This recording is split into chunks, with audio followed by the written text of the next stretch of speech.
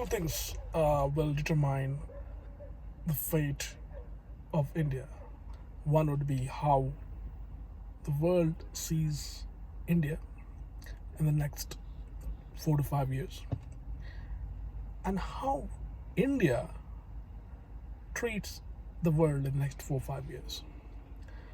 See, as long as India's international relationship is smooth, is vibrant, is not very selective, and is based on international norms and international treaties, I think things should be smooth. Things should be nice. India's only threat comes from China. And because it's China, it's really, really threatening because honestly, China runs the world cycle. There is no country in the world that can defy China economically, militarily, politically, because America, the most powerful country in the world till date, has for the past few years gone into isolation. Isolation in the sense where they are not keen in invading or intervening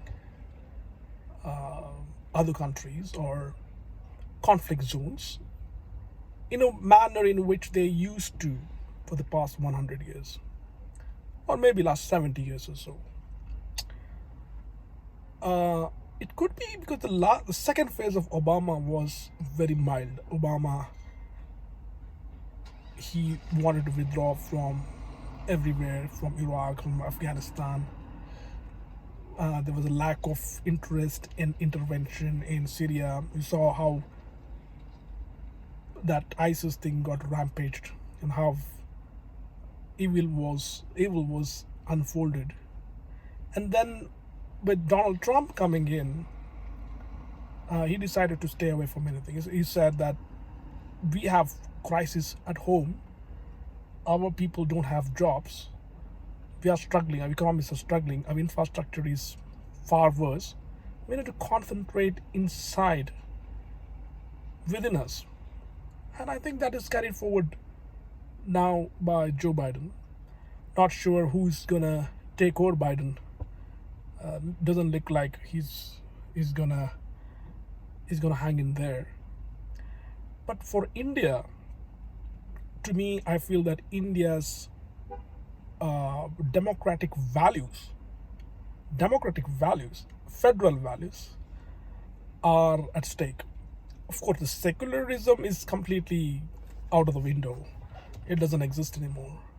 But democratic values are at stake because I am not sure whether if Narendra Modi wins the next election, which is most likely.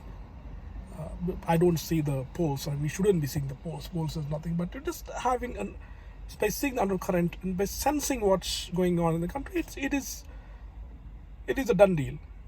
But now, I don't know. The policy of the RSS and the BJP is that they don't want any major leaders to continue after 75, 76.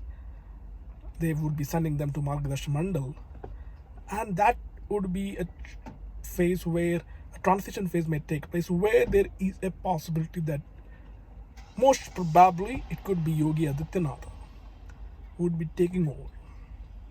There are few other names, but it could be Yogi. Now, with Yogi coming into the helm, that could change all dynamics. It could be far worse. It could be slightly better. You never know. But there could be a collision. There could be a tussle between the forces within the RSS, the forces within the Hindutva setup, the forces within the BJP. Now it's already, we are seeing it's getting unfolded, right? Pressure cooker situation now in coastal Karnataka region. We've seen the Hindutva belt, the Hindutva workers who were right there with sweat and blood, who have sacrificed so many lives.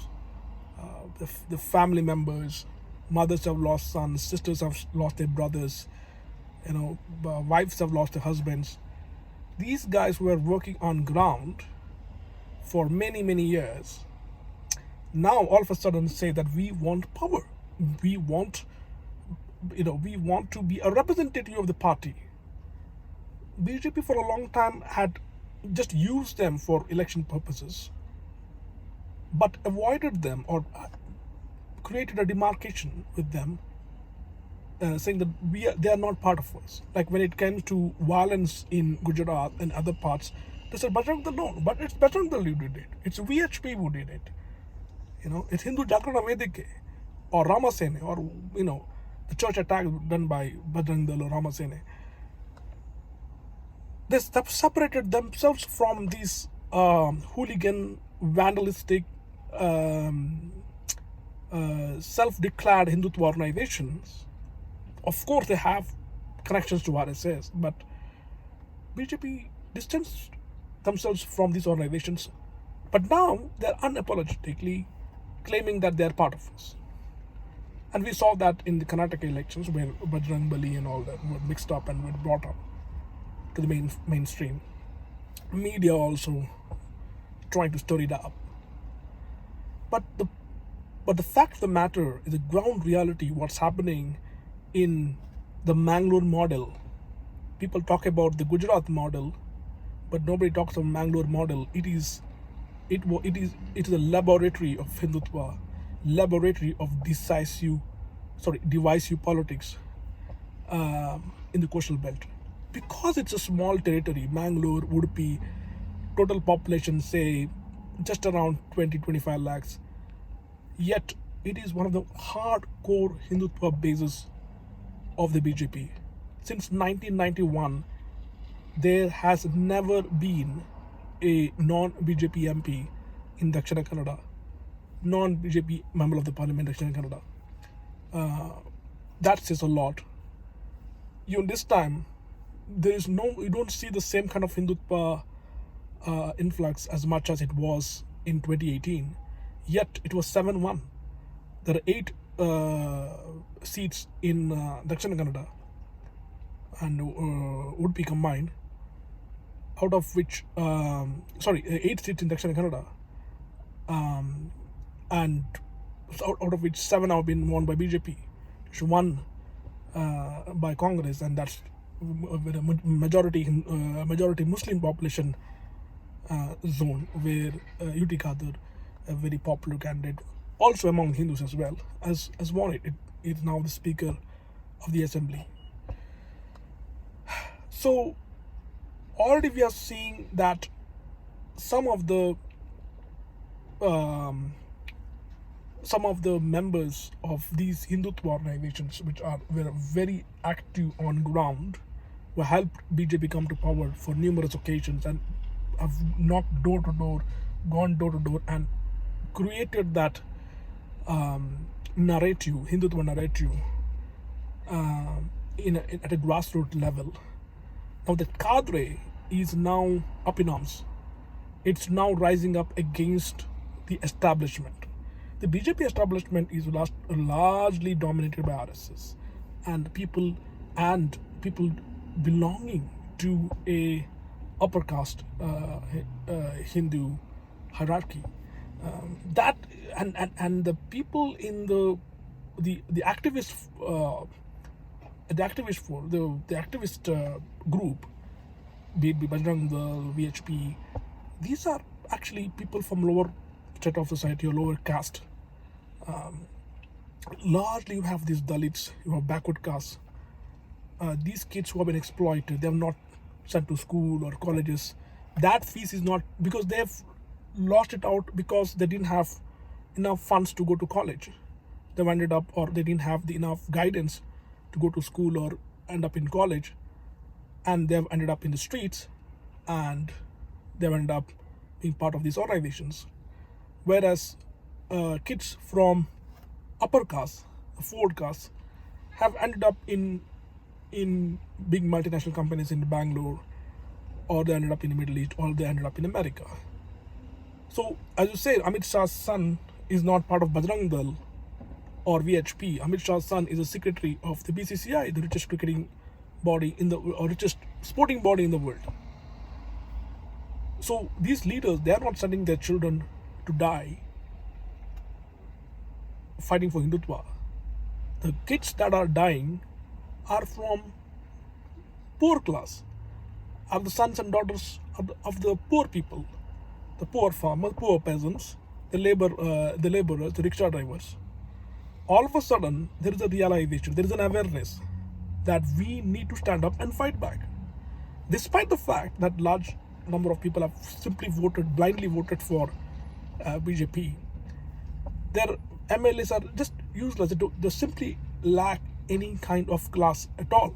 Recently, one of the MLAs, Harish Punja, who's part of the Beltangani constituency, a young, vibrant, energetic BJP member, openly accused Siddaramaiah, the chief minister of the Karnataka, that in his last term from 2013-2018,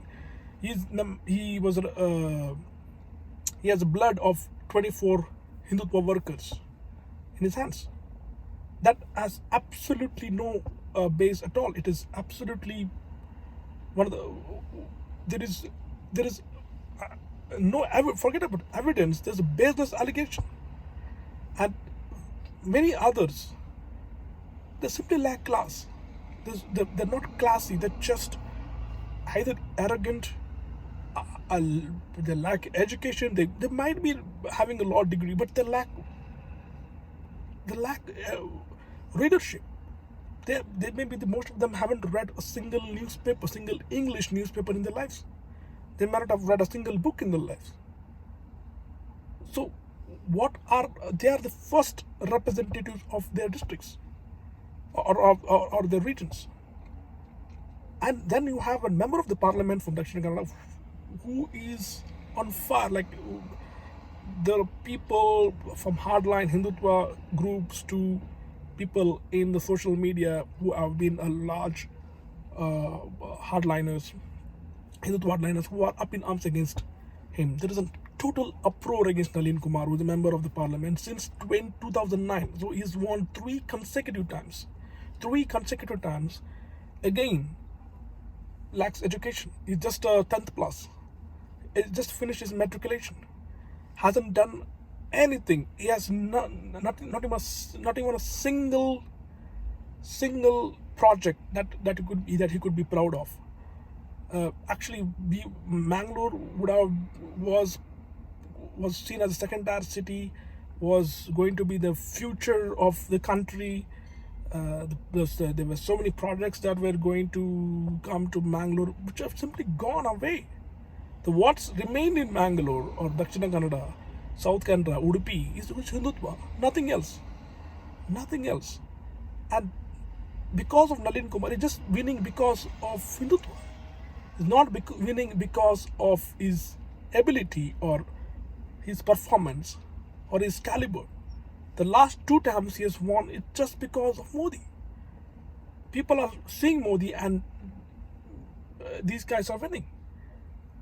So now what we are seeing is a sort of uprising, and that may actually that may spiral across the country, and that is what I'm seeing could make a difference maybe 4 or 5 years from now. And I think it could be something bloody, and I don't want to see that.